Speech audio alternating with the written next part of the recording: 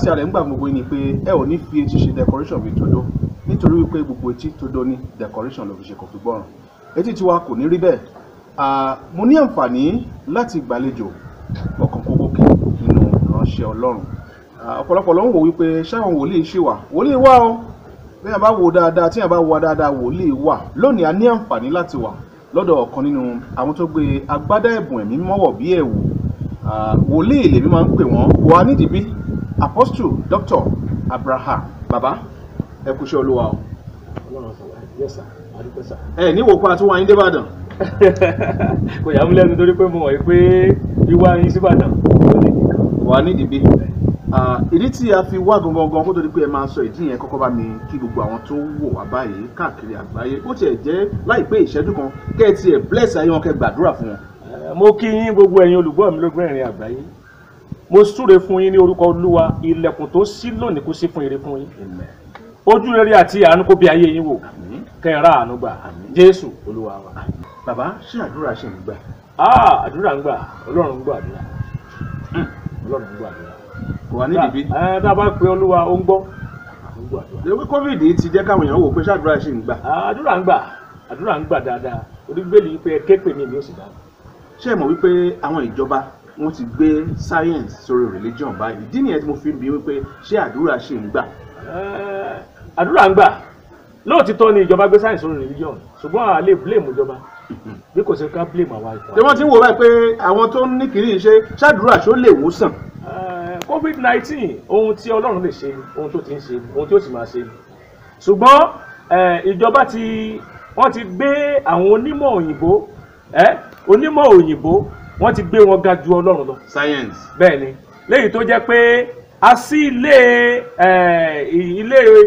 ìmọ̀ òyìnbó tá à ń pè ní dókítà sílẹ̀, àwa ti ìjọsìn ilé ìjọsìn níbi tó ti yẹ kádùá ò gbà. Báwo làdúrà ṣe fẹ́ gbà? Kí wàá ní tí nígbà tí ẹ sọ lẹ́ẹ̀kan àwọn wo ló fà á tó fi di wípé èmi lè sọ wípé ǹjẹ́ àwọn wòlíì náà kọ́ ló fà á? Wòlíì fà á, ìjọba sì fà á. Ìdí ni pé a ní àwọn tí Ọlọ́run pè tó jẹ́ pé ìpè wọn ìpè ìwòsàn ni. Àwọn ìjọba ò mọ ẹ̀mí nínú ẹ̀mí wọn ò mọ yàtọ̀ o. Ìdí nìyí tó fi jẹ́ pé ìjọba ní láti fún ìjọ àti àwọn ìránṣẹ́ Ọlọ́run lóore ọ̀fẹ́, pàápàá jùlọ àwọn tí Ọlọ́run pè fún iṣẹ́ ìwòsàn. Báwo ni ìjọba ṣe máa mọ àwọn wòlíì gangan? Wòlíì tí Ọlọ́run pè fún iṣẹ́ ìwòsàn àti iṣẹ́ ìlera wọ́n dára wọn mọ̀. Àwọn tó sì mọ̀ wọ́n pé a pè wọ́n fún. So torí pé ìpè iṣẹ́ ni and then anointing ni èyí tọ́lọ́run fẹ́ràn kálukú. So ká ní ìjọba bá lè fún ìjọ láyè àti àwọn ẹni ìpè ní tòótọ́, mo mọ̀ pé COVID-19 àti dohun ìgbàgbé. Báwo ni àwọn ìjọba yóò ṣe mọ àwọn wòlíì tí wọ́n fún láǹfààní? Wòlíì pọ̀ báyìí bàbá. Bẹ́ẹ̀ni. Àwọn pásítọ̀ pọ̀ báyìí. Ìjọba ò mọ àwọn tí Ọlọ́run pè nípa sí àmì àti iṣẹ́ ìyanu tí Ọlọ́run gbọ́wọ́ wọn ṣe. Bí àpẹẹrẹ, a rí àwọn tó dọ́dọ̀ wa, ara ẹni tó ní cancer, tó ní ulcer tó ti ṣe fún ọ̀pọ̀lọpọ̀ ọdún. Ṣùgbọ́n tó dẹ̀ jẹ́ pé sáàmù ẹyọ kan ṣoṣo àti ìdáwọlé lásán la fún tó sì gba ìwòsàn. Sáàmù ẹyọ kan àti ìdáwọlé. Bẹ́ẹ̀ni. Sáàmù orí kẹfà, Psalm 6 lásán mú fún. Mo dẹ̀ gbọ́wọ́lé. Ọ̀sà ti ṣe kíni? Ọ̀sà àmọye ọdún ti disappear. So ìpè ní ìwòsàn. Ṣé ohun tí ẹ̀ ń sọ ni wípé COVID yẹn náà ó gba ìgbọ́wọ́lé bẹ́ẹ̀ bá gbọ́wọ́lé tó ní COVID? Pẹ̀lú orí ọ̀fẹ́ Kristi. Ẹni tó bá ní ìpè ìwòsàn tó bá gbọ́wọ́lé ẹni tó ní COVID-19 dandan ni kó disappear. Bá a bá gbọ́wọ́lé wọn dandan ni kí wọ́n ṣe kíni, kí wọ́n test ẹni yẹn negative lórí pé kíni pé COVID-19 ò sí mọ́. Yóò ti fò kúrò lára rẹ̀. Pẹ̀lú orí ọ̀fẹ́ Kristi. Bàbá n tí èmi ń wò á lè blame àwọn government because bí a bá wò láyé ìsìn báwọn bá ti jáde yunifásitì tó bá ti gbó ìbò tátàtà mò lábẹ́rẹ̀ nìyẹn. Ọlọ́run sì ni adùn parọ́ mọ́ jẹun. Bóyá ìdí tí àwọn government fi ń wò ní ẹ̀ pé àkókò mọ wòlíì ní ṣùgbọ́n ẹ ti sọ ọ̀nà kan gbòógì tí àwọn ìjọba lè fi mọ who is who ní àwọn prophets ní àwọn pastors. Bí ministry ti yín báyìí ní tó dá yín lójú ni. Ìpè yín dá yín lójú wípé bó bá lẹ́nikẹ́ni tó nírú àìsàn tí à ń sọ yóò bẹ́ẹ̀ bá ti gbọ́wọ́ lé tẹ̀sí súre fún lórúkọ Ọlọ́run pé kíní ọ̀hún ó máa negative tó bá yẹ kó ti positive tẹ́lẹ̀tẹ́lẹ̀. Ṣùgbọ́n a fẹ́ kí ẹ tún bá báwọn ìjọba wa sọ̀rọ̀, àwọn náà ń wò wá báyìí ọ̀nà tí wọ́n tún lè gbà láti mọ àwọn wòlíì gidi àti pé kí ni tí ẹ lè sọ fún wọn tí wọ́n fi mọ̀ pé lótìtọ́ tí àwọn bá fún religion láǹfààní tí wọ́n bá fún àwọn wòlíì láǹfààní ọ̀rọ̀ COVID yóò di nǹkan ìtàn. Alákọ̀ọ́kọ́ mo fẹ́ kí gbogbo ìjọba tó ń gbọ́ mi ó mọ̀ lénìí pé Sátánì ń pinnu láti ti ilẹ̀kùn ìjọ. ìdí tó fi ń pinnu ni pé kò fẹ́ kí iṣẹ́ àmì àti iṣẹ́ ìwòsàn kó tinú ìjọ ṣẹlẹ̀. So ó fẹ́ kó ti ọwọ́ àwọn dókítà oníṣègùn òyìnbó kó tọwọ́ wọn ṣẹlẹ̀ kí ogun tí Sátánì gbé ti ìjọba àti àwọn ẹni ìkọ́ Ọlọ́run alààyè kó lè bá àríbi ṣe. Torí pé nígbà tí orílẹ̀-èdè àgbáyé bá ń wà nínú àìsàn kan tí a wà ní isolation tí ò lọ tó kárí ayé, ta ọdún káwọn èèyàn treat wọn tí wọ́n treat wọn tí wọ́n sì tún sí kí ni discover àwọn positive tó dẹ̀ jẹ́ pé ojoojúmọ́ làwọn èèyàn ń pọ̀ sí. So ó yẹ ká mọ̀ yìí pé ipa ìjọba ò ká nìyẹn. Àwọn oníṣègùn òyìnbó gan wí pé àwa ń wòsàn ṣùgbọ́n Ọlọ́run kí ni àwa ń gbìyànjú ṣùgbọ́n Ọlọ́run ní wòsàn. So ìwòsàn tòótọ́ fún COVID-19 kò sí lọ́wọ́ oníṣègùn òyìnbó, ó wà lọ́wọ́ Ọlọ́run àti àwọn ẹni àbòrí Ọlọ́run tọ́lọ́run fi kí ni tó fi ṣẹ́ ìránṣẹ́ ọyá lọ ṣiṣẹ́ ìwòsàn rán. Bàbá èmi rò pé bẹ́ẹ̀ bá kàn wò wípé òun lè ṣe kíní ọ̀hún tó sì bẹ̀rẹ̀ sórí ìgbà tí Ọlọ́run bá pè yàn. Bẹ́ẹ̀ ni ìpè wà fún ẹni tí ń ṣiṣẹ́ kíni ìlera. So bíbélì gan sọ bẹ́ẹ̀ a pa àwọn kan fún kíni fún iṣẹ́ ìlera pé ìwòsàn ìlera. Ó tún láwọn kan tí a pè láti máa ṣe ìwòsàn. Ìpè ni irú àwọn èèyàn bẹ́ẹ̀ kódà bí wọ́n gbòkú dọ́dọ̀ wọn ó lè jí bí wọ́n gbọ́dọ̀ sàn dọ́dọ̀ wọn yóò sàn bí wọ́n gbé légbò dọ́dọ̀ wọn á wòsàn kò sí ohun tẹ́lẹ̀ gbé dọ́dọ̀ ń ta fún níṣẹ́ ìwòsàn ìlera tí ò ní gba ìwòsàn. Ohun tí ẹ fi ń dá gbogbo àwọn tí ó ń wò wá lójú ni wípé lótìtọ́ àwọn wòlíì wà tó jẹ́ pé iṣẹ́ ìwòsàn ni a fi rán wọn. Ẹ jẹ́ kí a wá wò báyìí kí a wá ṣe báyìí. Ẹ ti sọ fún àwọn ìjọba gbogbo àwọn tó dẹ̀ ń wò wá ti mọ̀ wípé lótìtọ́ àwọn wòlíì wà àti wípé ọ̀rọ̀ COVID ó lè dìtọ̀ bí ìjọba bá gbà wípé àwọn tí Ọlọ́run fi ṣẹ́ rán wà. Nípa ti science tí àwọn government tí wọ́n ń gbé lé orí religion kí wá ní ọ̀nà àbáyọ? Mo fẹ́ kí ẹ bá wọn wòlíì ẹlẹgbẹ́ yín sọ̀rọ̀. Ọ̀nà àbáyọ ni pé gbogbo ẹ̀yin tó ń wò mí, gbogbo ẹ̀yin kọ àti ojú Ọlọ́run alààyè, gbogbo ẹ̀yin bàbá nínú Olúwa, ẹ̀yin màmá nínú Olúwa, gbogbo ẹ̀yin bàbá tá a fi ṣe bàbá ìgbàgbọ́, ìjọ nílò àdúrà púpọ̀ nítorí pé a nílò àdúrà torí pé Sátánì fẹ́ tilẹ̀kùn ìjọ ó sì fẹ́ tilẹ̀kùn ìpè mọ́ àwa ẹni ìpè kò fẹ́ kí àwa ẹni ìpè ká lè máa ṣe kíni kó lè máa ti pa wa jẹ́ nípa COVID-19. So ó fẹ́ kó jẹ́ pé ìsolúsàn sí iṣẹ́ ìwòsàn COVID-19 ó fẹ́ kó jẹ́ kó wá láti ọwọ́ àwọn oníṣègùn ìlera tí ò sì lè tọwọ́ wọn wá torí pé ìwòsàn ò sí lọ́dọ̀ ẹnìkan ọ̀dọ̀ Ọlọ́run wá. So ìlera ò sí lọ́dọ̀ ẹnìkan ọ̀dọ̀ Ọlọ́run nílá wà. Gbogbo ìwòsàn tá à ń sọ àìlera tá à ń sọ yìí kò sí èyí tí ò sí mọ̀ sí Ọlọ́run bẹ́ẹ̀.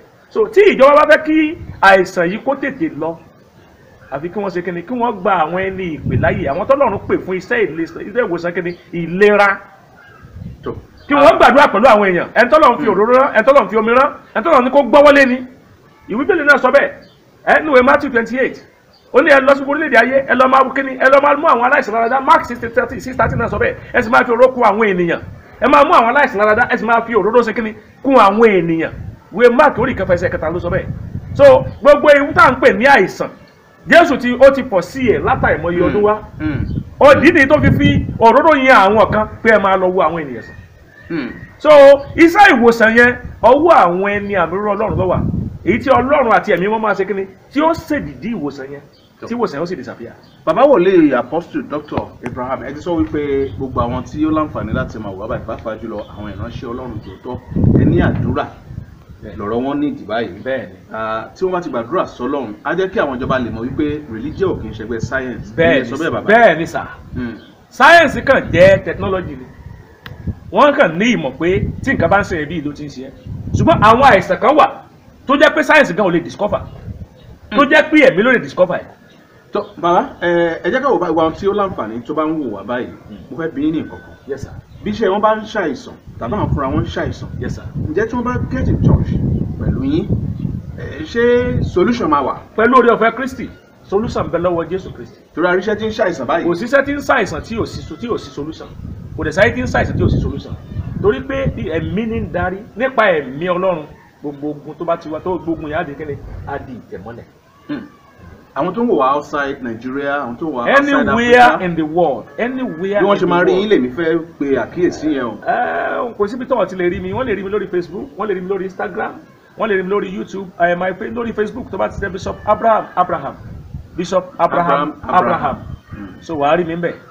So tó bá lè jẹ́ pé lórí Instagram ní kàtà Dr. Bishop Abraham ní smaller letter. Dr. Bishop Abraham smaller letter. So má jẹ́ kí space wà mbẹ̀. Àbí ní kọ́ni tí wọ́n ti ń wò wáyé náà. Tàbí ní kọ́ni tí wọ́n ti ń wò mí náà ní Global TV Global Television. so o lè bá mi pàdé ńbẹ̀ o sì lè bá mi pàdé lórí ẹ̀rọ ìbánisọ̀rọ̀ mi tí mo pè lẹ́ẹ̀kan tí mo àtúntò pé ń sìn. ẹ bá mi tún pé. pé +234 9064200188 so tàbí kó connect lórí Instagram @Abraham Apostle lórí Instagram @Abraham Apostle lórí Instagram. so gbàmú kò tún bá gbogbo ẹni tí ẹ láǹfààní tí ẹ wò wá ẹ ti gbọ́ nọ́mbà wọn òun náà ni àrẹ yìí ti kọ sí ojú fọ́nrán tí ẹ láǹfààní láti kọ sílẹ̀ kẹ́ ẹ pè wọ́n yẹn kí ẹ kàn bá wa kẹ́ bá wa jùjọ gbogbo àwọn tí ó ń wò wá báyìí ní ṣókí yẹn àdúrà ni mò ń wí o. ọ̀dà àgbọ̀ ìwọ tó ń gbọ́ mi gbogbo ilẹ̀kùn tó kàn tí ò sí mo pa á ní àṣẹ kó bẹ̀rẹ̀ sí ní sí fún ọ báyìí gbogbo agbára tó lò ní rọ̀nà lọ kó gbiná lójú ọ̀nà rẹ ẹ̀mí COVID-19 kò ní wọnú ayé rẹ wá àìsàn tí ò gbóògùn kò ní ṣe ìṣẹ̀dá rẹ tá a bá dẹni kẹ́ni tó ń ṣàìsàn lọ́wọ́lọ́wọ́ báyìí mo dá ọwọ́ ìlera mọ́ lé ọ ọyá gba ìlera ò ní ṣàìsàn Nàìjíríà tó ń ṣàìsàn Olúwa kó wò sàn àgbáyé tó ń ṣàìsàn Olúwa kó wò sàn ó dá gbogbo ọ tó ń wò mí tá a bá débi kíbi tí ohunkóhun ti ń ṣe ọ́nà mi àtẹ̀jẹ́ ara rẹ lọ́wọ́lọ́wọ́ báyìí ní orúkọ Jésù ó yá gba ìlera ògo ni forúkọ Olúwa Jésù Olúwa wa. àmín àmín àmín lórúkọ Jésù. bàbá ẹ ṣé tí ẹ fún wa láǹfààní. bàbá mi Ṣẹ́gun bá àti ẹ ti mọ̀ náà ni jìgbìnrin bí àti ẹ̀kún jìgbìnrin bí àti ẹ ti ẹ̀kẹ́ adúpẹ́ ní ọwọ́ Ọlọ́run ọba bẹ́bẹ́bẹ́ tó ti ń bẹ kí bẹ́bẹ́ tó máa bẹ ọ̀gbàgbà nílá olókìkí ìṣẹ̀ǹbáyé ọba bánisọ̀rọ̀ mọ́tànijẹ́ gẹ́gẹ́ nínú ọlá ọba tirikúlẹ̀ ọgbọ́n so ọba bàbá ilẹ̀ bàbá wọn òkè tó jẹ́ kí a rí bàbá wa àti wá wọn láti nǹkan bí ọdún mélòó kan lásìkò yìí tó jẹ́ kí a láǹfààní ilé Ìbàdàn la wà yìí tí a ti rí wọn a sì mọ̀ pé Ọlọ́run tó fún wa láǹfààní láti rí wọn ohunkóhun tí ẹ̀yin náà bá ní lọ́kàn bóyá tí ẹ fẹ́ ṣe Ọlọ́run á fún yín ní àǹfààní yẹn amen ó tún di ìgbà míì tí a máa pàdé lórí ìkànnì.